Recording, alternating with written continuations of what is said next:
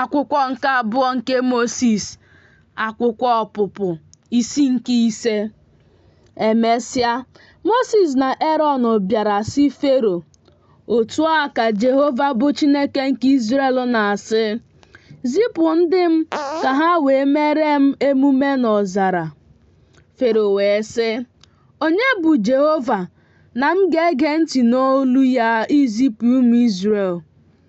Amaghị m Jehova, ọzọkwa m gaghị ezipụ Izrel." Ha sị, "Chineke nke ndị Hibru ezitewo anyị.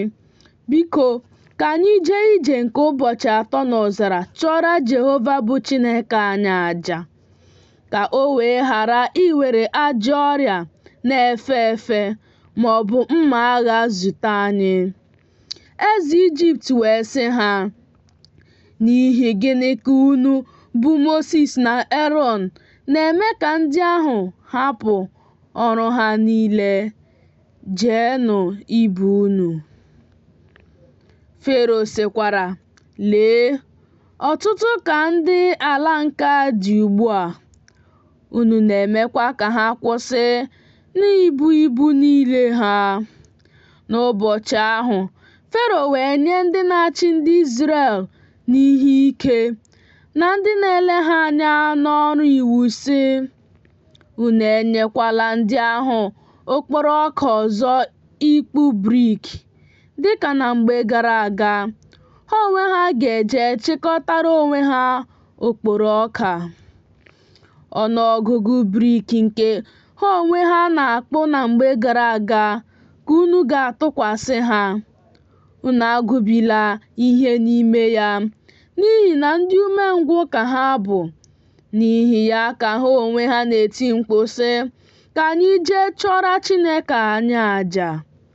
Ka ofufe ha dị arọ n'ahụ ndị ikom ahụ, ka ha wee rụọ ọrụ n'ime ya. Ha elekwala okwu ụgha anya ọma. Ndị na-achị ndị Izrel n'ihe ike wee pụọ, ha na ndị na-ele ha anya n'ọrụ. Ha wee gwa ndị ahụ okwu sị, "Otu a ka Fero sịrị, m gaghị adị na-enye unu okporo ọka. Unu onwe unu jee werenụ okporo ọka n'onwe unu n'ebe ọbụla unu ga-achọta ya, n'ihi na ọ dịghị ihe a ga-agụbi n'ofufe unu." Ndị Izrel wee gbasaa n'ala Ijipt niile ịchịkọta ahịhịa ọka n'ọnọdụ okporo ọka. Ndị na-achị ha n'ihe ike na-eme ngwa sị, "Rụzienụ ọrụ unu, ọrụ nke ụbọchị n'ụbọchị ya, dịka mgbe okporo ọka dị." E wee tie ha ihe bụ ndị na-ele ụmụ Izrel anya n'ọrụ, nke ndị Fero, ndị na-achị ụmụ Izrel n'ihe ike, doro isi ha. E wee sị ha, "Gịnị mere unu arụzighị oku unu ma nyahụrụ ma taa n'ịkpụ brik dịka na mgbe gara aga?" Ndị na-ele ụmụ Izrel anya n'ọrụ wee bịa tikuo Fero sị, "N'ihi gịnị ka ị na-eme ndị ohu gị otu a? Ọ dịghị okporo ọka a na-enye ndị ohu gị, ma ha na-asị anyị, 'Kpụọnụ brik.' Leekwa, a na-etinye ndị ohu gị ihe, ma ndị nke gị emehiewo." Ma ọ sịrị, "Ndị umengwụ ka unu bụ, ndị umengwụ ka unu bụ.